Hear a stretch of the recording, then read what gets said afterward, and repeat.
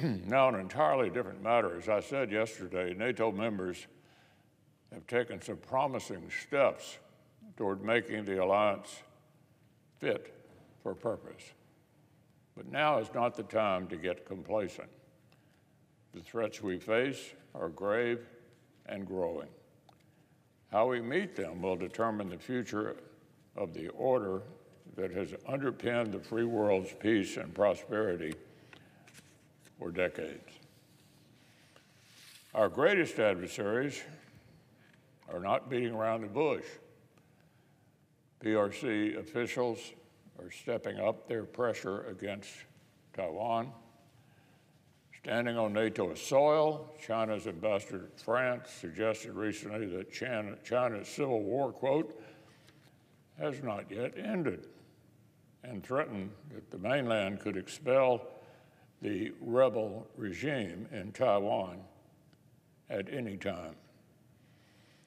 This comes from the same revisionist power that has succeeded for too long in infiltrating our economies, supply chains, and critical infrastructure with the promise of quick investments and easy profits. Not long ago, it was America falling prey to this alluring promise, but it's past time for European allies to learn from our experience. And it's time for America to correct our lingering mistakes as well. We cannot continue to stand by as Chinese military modernization outpaces our own.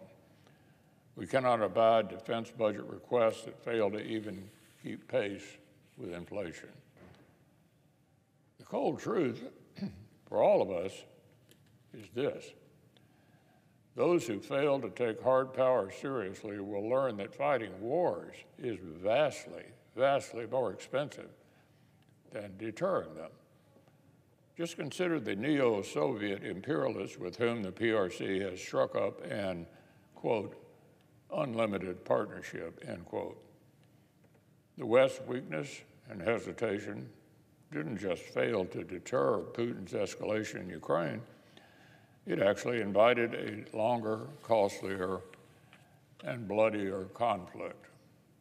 And Putin's brutal aggression, his reckless nuclear saber-rattling, his militarization of space, his weaponization of energy, his repression of Christians at home and in occupied Ukraine, his cold-blooded targeting of civilians, including a missile strike on Ukraine's largest children's hospital earlier this week, all of this is facilitated by China's support. Of course, firmly knit into the same web of aggression is Iran, perhaps the most notorious enabler of terrorist child murder in the world, the architect of slaughter across the Middle East, the mastermind of Houthi threats to international trade, and the world's most active sponsor of terrorism. Iran continues to make determined progress toward a nuclear weapons capability. As the Biden administration's Director of National Intelligence acknowledged just yesterday, the regime is also stoking aggressive and anti-Semitic demonstrations on our soil, U.S. soil, against Israel's response to the horrific attacks that Tehran enabled. Our European allies, of course, are reckoning with a persistent strain of anti-Semitism in their own politics. Serious allies ought to dispense with any wishful thinking about the prospects of rapprochement under Iran's newest president.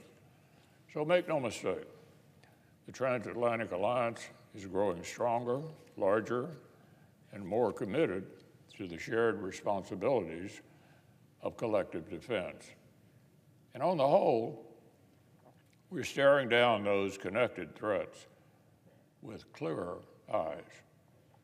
But the alliance is only as strong as its weakest link, and today it almost appears that one weak link in NATO's chain wants to break it.